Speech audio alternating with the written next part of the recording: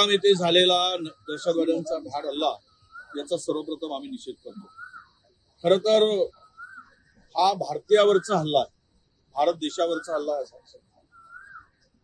ज्या पर्यटकांना ज्या पद्धतीनं या दहशतवाद्यांनी शहीद केलं, हे खरं म्हणजे इथे राजकारणाचा विषय नाही, पण हे इंटेलिजन्सचं फेल्युअरच आहे. जिथे हजारो पर्यटक असतात तिथे साधा पोलीस किंवा आर्मीचा कोणी असू नये आणि दहशतवाद्यांना रान मोकळं केल्यासारखं या आणि मारा अशा पद्धतीचं त्या ठिकाणी जर परिस्थिती निर्माण होत असेल तर मग इंटेलिजन्स काय करत होतं? त्यांना याची माहिती नव्हती काय?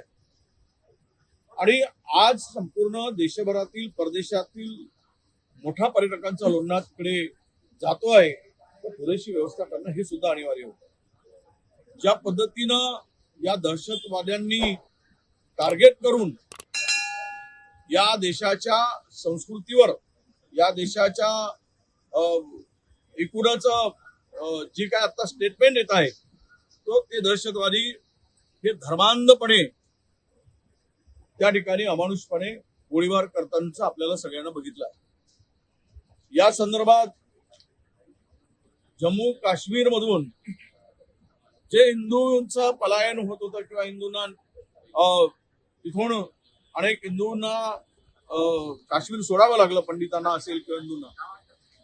परंतु त्यानंतर नोटबंदी झाली, नोटबंदीनंतर दहशतवाद संपेल अशा प्रकारच्या वल्गनाही त्या ठिकाणी केल्या गेल्या होत्या. पण अजूनही तेथील दहशतवाद अलीकडे झालेल्या ज्या काही घटना आहेत आणि वारंवार तिथे दहशतवाद्यांकडून जे हल्ले होत आहेत आणि निष्पाप पर्यटकांचा बळी केला जातोय, त्यांना शहीद केला जात आहे, या संदर्भात मला वाटतं की सरकारचं अपयश आहे आणि इंटेलिजन्सचं फेल्युअर आहे, हे मान्यच करावं लागेल.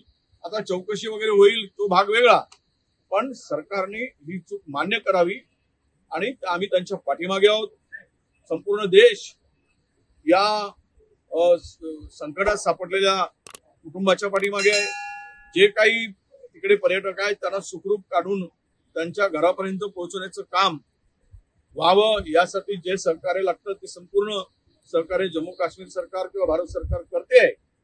परंतु अशा प्रकारची पुनरावृत्ती होऊ नये यासाठी मात्र ठोस पावलं सरकारनं उचलावं अशी आमची भूमिका आहे. धर्म विचारून मारलं गेलं असं म्हणतं आहे. कुठेतरी देशात बंदी करून बघा, आता यामध्ये खोलवर आपल्याला जावं लागेल. मी सांगताना तेच बोललो की जिथे एवढा मोठा पहलगाम मध्ये पर्यटकांचा त्याला मिनी स्वित्झर्लंड आम्ही म्हणतो आणि तिथे एवढ्या मोठ्या प्रमाणात पर्यटक जात असतील तर तिथे पुरेशी सुरक्षा ठेवणं हे सरकारचं काम होतं. तिकडे हल्ला झाल्यानंतर 10-15 मिनिटांनी पोलीस तिकडे मिलिटरी किंवा पोलीस पोहोचली. म्हणजेच हा कुठेतरी एक कट आहे या देशामध्ये धार्मिक उच्छांद मानायचा, उन्माद करायचा आणि दोन रिलिजन्सना एकामेकाच्या पुढे उभं करायचं आणि देश अस्थिर करायचा, हा त्यामागचा डाव असू शकतो. सर, हिंदी में कहना चाहेंगे जिस तरीके से जम्मू कश्मीर में हमला हुआ है, क्या कहना चाहेंगे पहली तरीके? पहलगाम में जो हमला हुआ है जम्मू कश्मीर में, ये निरपराध और जो देश के पर्यटकों का, देश और प्रदेश के पर्यटकों को जिस तरह से टारगेट किया करके मारा गया है, ये बहुत बड़ा ये हादसा है, ये बहुत बड़ी निंदनीय बात है.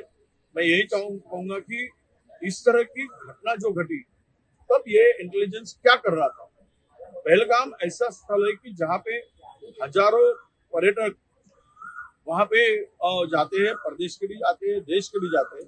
तो वहाँ पुलिस हो या मिलिट्री हो, उसका सुरक्षा की व्यवस्था होनी चाहिए थी. अगर ये इतने 4 हो 6 हो जितने भी टेररिस्ट आए थे और उन्होंने बिनदिक्कत से गोलीबारी करके